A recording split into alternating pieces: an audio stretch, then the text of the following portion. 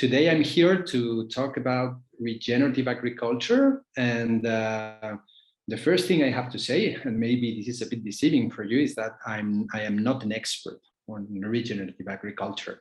So I am just someone like you, but probably with the difference that I had the chance to spare some time exploring, reading, and understanding a little bit what is behind regenerative agriculture. I'm sure that in the last years, in the last months, you have heard a lot about regenerative agriculture, and also known as RegenAg, okay? And I would say that it has monopolized the environmental speech in agriculture. So now it's something very trendy. It's something that is everywhere in the news, in all the companies' websites. I mean, you have to talk about RegenAg if you want to be really on the loop. So, but there are plenty of questions around regenerative agriculture. And the first time, honestly, I heard about this, I said, okay, it's something new, because I mean, the name is not that new to me. So what is the difference between RegenAg and other sustainability concepts in agriculture? I don't know. We all know, like organic agriculture, biodynamics, permaculture, all those names that are in our minds. For me, they were like probably close to RegenAg, but I wasn't really sure. I also wonder if there was a standard for RegenAg, so something I could go to and read and say, okay, this is really RegenAg. This is the good definition of RegenAg. But then I discovered that everyone was using this term a little bit in a different way. And also I was interested in understanding what it means. I mean, okay, we are farm people, we are people working with farmers directly. So what practices do I have to look for, or do I have to should be implemented for referring to regenerative agriculture? And also something that was really amazing for me was this sudden interest around RegenAg. Okay, all the big companies in the world, like we will see later on, are already talking about RegenAg. So what's the reason? Why now and not a few years ago, if RegenAg is not something that new? Is it related with climate change? I mean, there are plenty of questions that, of course, I won't be able to answer today, but I think I might help a little bit to, I can give you some clues, I think, to begin to understand all this. So first thing is we have to pay attention to the name, regenerate, okay?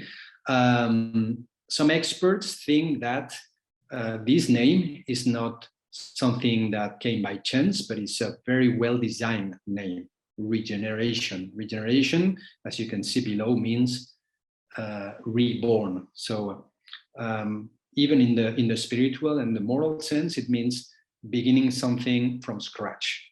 Why? Because, I mean, philosophically, when you begin something from scratch and you want to not destroy, but at least forget what you did so far and begin from something new, completely new, it means that there was a problem before. Otherwise, you don't create a new paradigm, okay? So if you think it well, in the agricultural sector, in the food sector, there was a kind of agreement, assumed even by farmers, companies, I mean, people working in the sector, that we were facing a kind of crisis in the food production model. So we know now for international reports that our current model for food production generates in one part of the world health problems, and in the other it generates the opposite, generates poverty, hunger, and so on. We have an excessive dependency of agricultural inputs and raw materials. Now, for example, in Europe,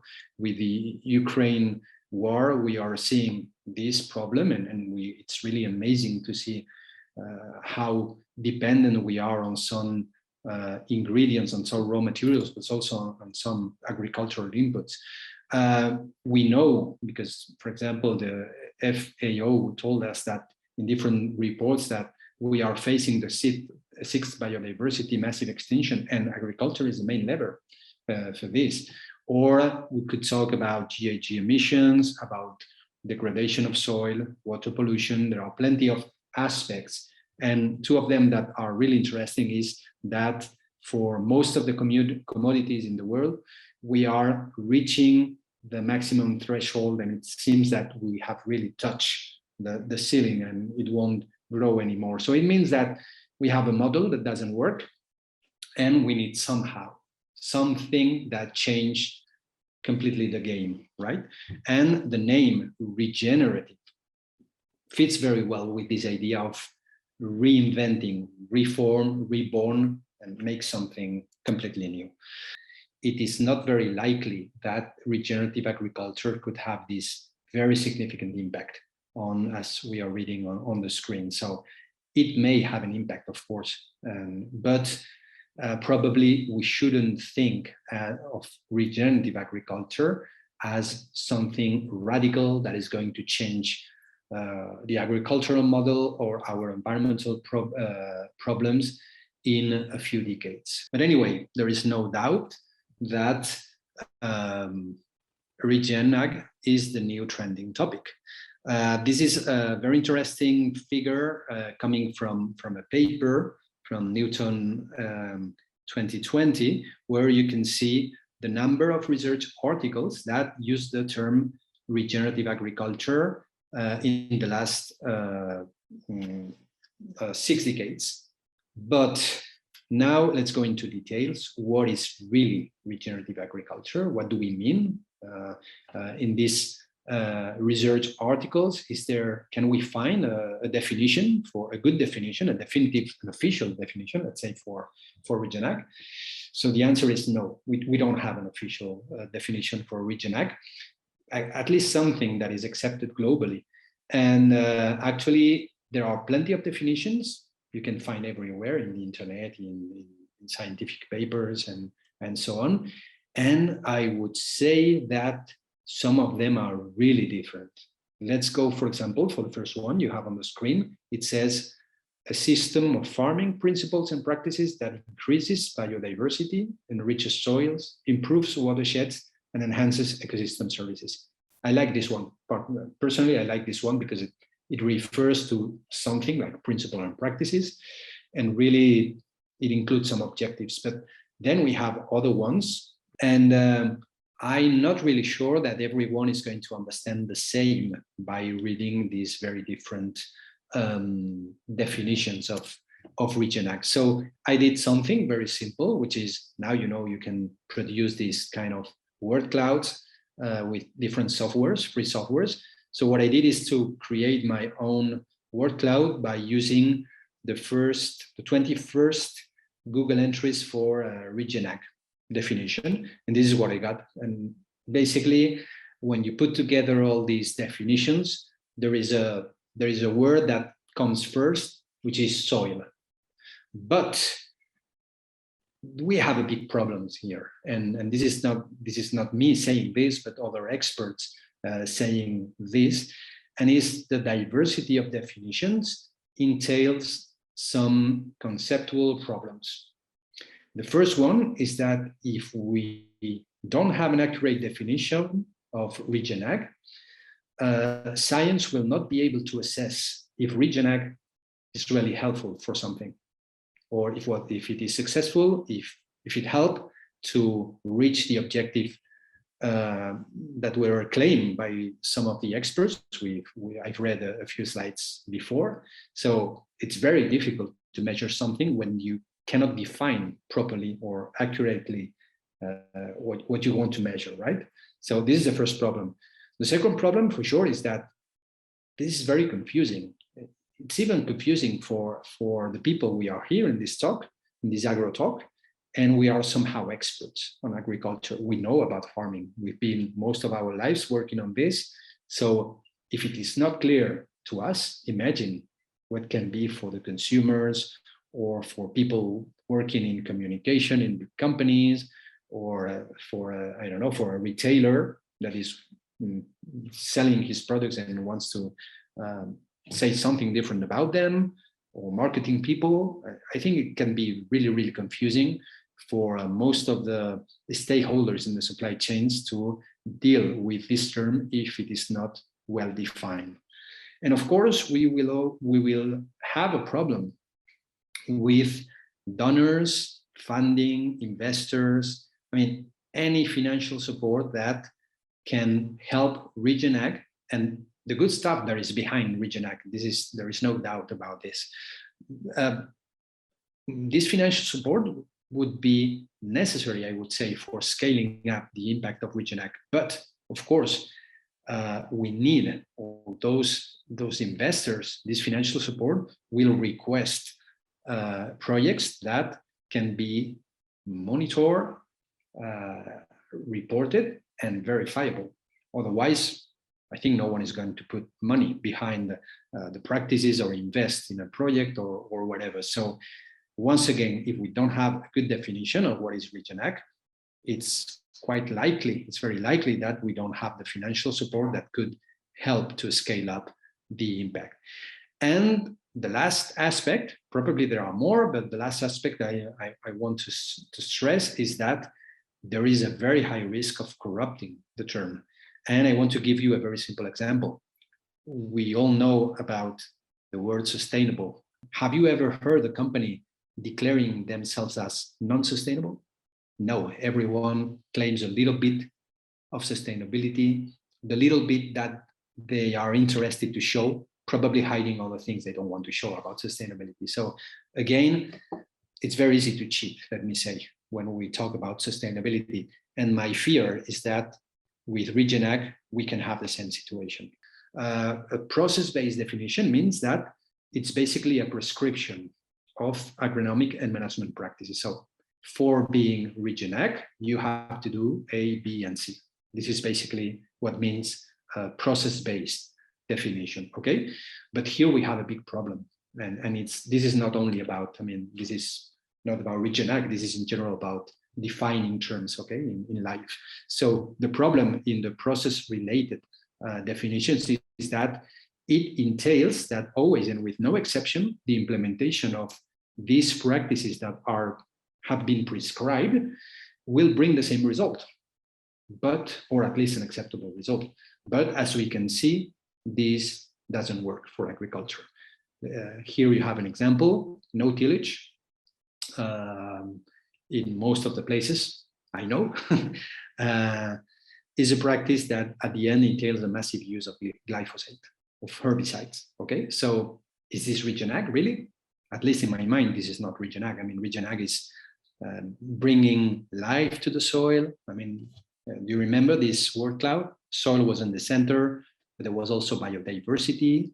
There was plenty of concept, and in my mind, massive amount of herbicides is not really aligned with Region Ag objectives. So in my opinion, of course, it's necessary to prescribe, to make people understand what is Region Ag by mentioning some practices, but probably it's not the way to go, okay? The other big group of definitions are result-based definitions. And in that case, what they do is they describe the problems to be overcome or the goals to be achieved. So Region Ag, let me give you an example, Region Ag is about having living soils, good. Or it's about reducing agrochemicals on our soils. Okay, this is something you are describing as a result you want to achieve. But of course, there are plenty of ways to getting to this result. And the problem here is that if we achieve a certain goal, we are not making relevant how we are doing this. So obviously we need to find a definition, something in the middle ground, okay, for working on this. But bear in mind that every time you read about Region Ag, and now when I first learned about these process-oriented or result-oriented definitions, now if you read, you are going to see plenty of people that can only define Region Ag on the one using or the process-oriented approach or the result approach. It's very difficult to find people with good definitions that put the two parts together. So why these differences? Now let's go to really the origins of Region Ag, because some experts do think that this divergence comes from the different lineages that Regenerative had. But I think it's clearly in the last years where we have seen a lot of initiatives, especially from big companies, from the food sector, really focusing on a few techniques. So really working on this process approach of Regenerative. And let me say, taking some elements from the previous definitions, but also getting rid of other elements that were not maybe that realistic, let me say, or probably interesting for them.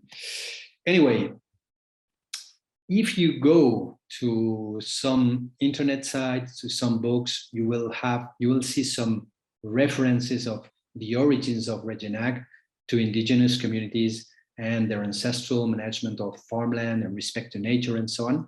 And somehow they talk about reconnecting our current society with this movement and so on. But personally, I feel much more aligned with some other experts that think that Regenerative current success, let's say, is because it allows matching two very different approaches that were coexisting in the last years.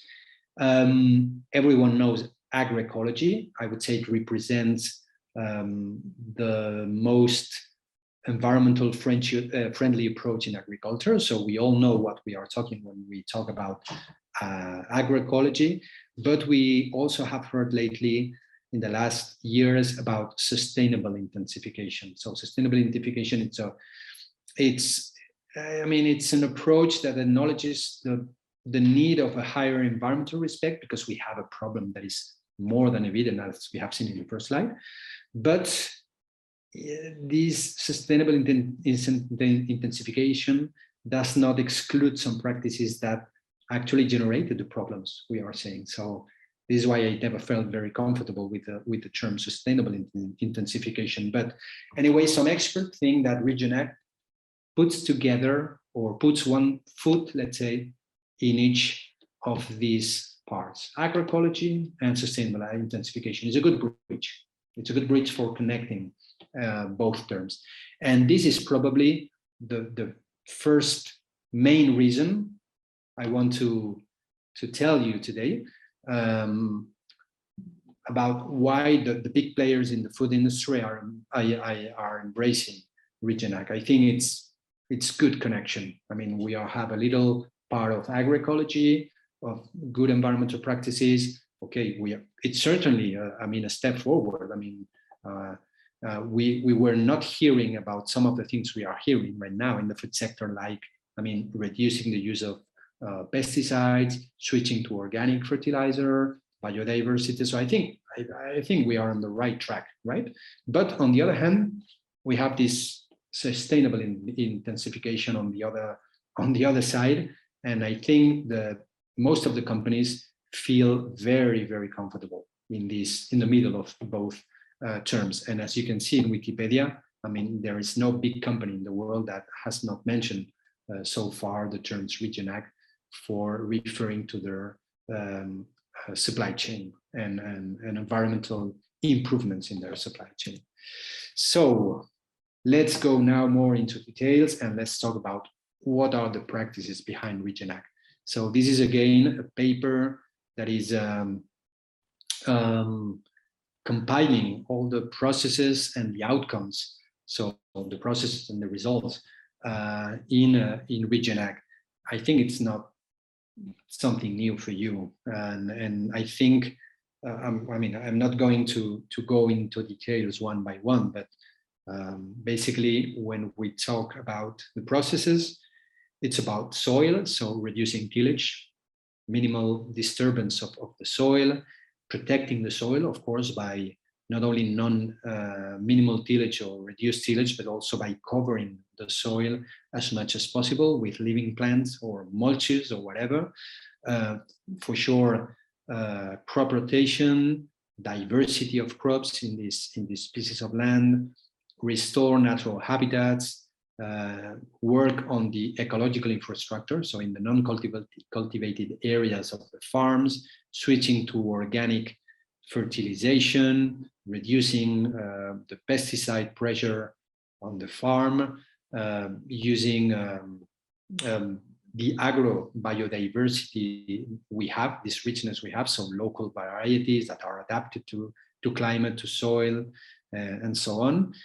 And regarding the impacts, I mean, I have mentioned it before. We are talking basically about creating living soils that are more resilient to climate change, that are rich in biodiversity, that have an improved capacity for storing water, for increasing the yields and the farm productivity. So, I mean, I think it's not something new for all of us. But now let me do something, which is this. This is what regenerative agriculture means for most of the big players in the food sector. So, as you can see in the red lines, livestock integration in agricultural system is not really something that you can find in the regen ag strategies of most of the big companies. Why? Because agriculture and livestock farming are being decoupled more and more because of farm specialization. So it's now very difficult to have livestock on industrial crops like vegetables or cereals and so on. So, and there are really, at least in Europe and I think in the States, there are less and less livestock production compared to agricultural production. So, I mean, this would be a nightmare, and the first thing that most of the companies get rid of in their definition. The same with pesticides. As I was saying, the approach of a lot of companies is not let's become organic, let's produce without pesticides, but they rather say let's reduce the use of pesticides. Okay, this is their approach. And the same for the fertilizers.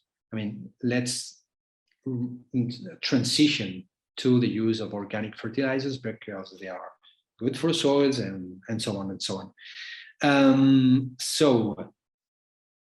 This is really, it makes a big difference, and is actually the big difference with the other approaches I have explained.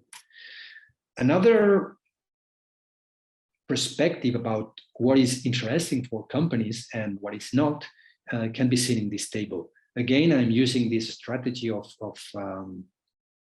using the red for understanding what is not really included in most of the regen ag definitions of the big companies. And as you can see, the world's permaculture, silvopasture, multi-species cover crops, rotational grazing, pasture, diverse crop rotations, or agroforestry, holistic grazing. So everything that has to be with cattle, with reducing pesticides, with being very diverse is lost. And this is what has the most important impact on biodiversity. So here comes another very important concern, in my opinion, about this narrow approach to regen ag that some big companies are having, which is that we might be forgetting other very interesting outcomes of regen ag. If companies are really interested in regen ag, is because there is a very similar message to the one you are seeing in the screen. This idea of getting paid for improving your soil, getting paid for storing, sequestering carbon on the soil. And yeah, here this is really a very, very important point to discuss, because we are creating economic expectations around regen ag, and it's not bad. I mean, you may like it or not. I mean, this thing about the carbon credits and let's say putting economy behind sustainability. You know, there are very different points of view, but if it works, it could be one of the first time that sustainability is financially supported. And this can really make a difference, because a difference for scaling up the impact of regen ag. So, but again, this idea of paying farmers for doing something good for nature is not new. It's not new it's not something that comes new with RegenAg. You all know that this idea of paying someone for delivering a benefit already exists. It's called ecosystem service payment, and it is usually linked with another tool with our market credits, okay? The carbon credits, biodiversity credit, probably in the future. So, this idea is not really new, but it's something that turns around regenerative agriculture and the speech of the companies and probably the interest of the companies too. And there is another benefit, of course, which is the recognition of an effort. So it's about reputation, it's about the positioning, the position of the corporation, of the company, of course, risk mitigation. So of course there is an interest in the companies for improving their supply chains and to make them more stable and to avoid the problems we have seen in the first slide that, of course, are delivering a lot of problems to our food production models. But for sure, there are other interests. We have to know, is there any scheme, any certification now around RegenAg? Yes, there is. There is at least one. And as far as I know, there are several ones on the way. And my guess is that we will see very soon a lot of movement around RegenAg certification. The one I have found and the one I know that is, it's very interesting because you can have access to this one, to all the documents in this about this certification, is a Regenerative Organic Certified. Is an entity. It's for entering into this certification, you must first hold and use the organic certification. So it means that you have to be organic certified, right? Or an international equivalent. So this is clearly a certification that is in the family of the organic RegenAg orientation or approaches or approaches. And I think we will see very soon other definitions that jump outside this family, this organic RegenAg family. With this talk, I might have given the impression that I'm not very much of a fan of regenerative agriculture, which is not true. I think that RegenAg is a really interesting approach to food production. It includes a lot of very interesting principles, practices, and it talks about very interesting results that have a very relevant impact on the environment.